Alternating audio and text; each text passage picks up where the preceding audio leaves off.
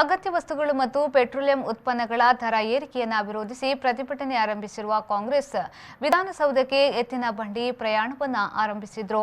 ವಿಧಾನಸಭೆಯ ವಿರೋಧ ಪಕ್ಷದ ನಾಯಕ ಸಿದ್ದರಾಮಯ್ಯ, ಕೆಪಿಸಿಸಿ ಅಧ್ಯಕ್ಷ ಡಿಕೆ ಶಿವಕುಮಾರ್ ಮತ್ತಿತರರು ಎತ್ತಿನ ಬಂಡಿಯಲ್ಲಿ ವಿಧಾನಸೌಧದತ್ತ ತೆರಳಿದ್ರು. ಪೆಟ್ರೋಲ್ ಮತ್ತು ಡೀಸೆಲ್ ದರ ಏರಿಕೆಯಿಂದ ಆಗಿರುವ ತೊಂದರೆಯ ಕುರಿತು ಸಾಂಕೇತಿಕವಾಗಿ ಪ್ರತಿಭಟನೆಯನ್ನ ವ್ಯಕ್ತಪಡಿಸಲು ಕಾಂಗ್ರೆಸ್ ನಾಯಕರು ಎತ್ತಿನ ಬಂಡಿಯನ್ನ ಏರಿದ್ದಾರೆ. ಪಕ್ಷದ ನೂರಾರು ಕಾರ್ಯಕರ್ತರು ಅವರೊಂದಿಗೆ ಇದ್ರು. ಕೆಪಿಸಿಸಿ ಕಾರ್ಯಾಧ್ಯಕ್ಷರಾದ ರಾಮಲಿಂಗಾರೆಡ್ಡಿ, ಈಶ್ವರ ಖಂಡ್ರೆ ಸೇರಿದಂತೆ ಕಾಂಗ್ರೆಸ್ನ ಹಲವು ಶಾಸಕರು ಎತ್ತಿನ ಬಂಡಿಯಲ್ಲಿ ವಿಧಾನಸೌಧದತ್ತ ತೆರಳಿದ್ರು. ಸಿದ್ದರಾಮಯ್ಯ ಸ್ವತಃ ಎತ್ತಿನ ಬಂಡಿಯನ್ನ ಚಲಾಯಿಸಿದ್ರು.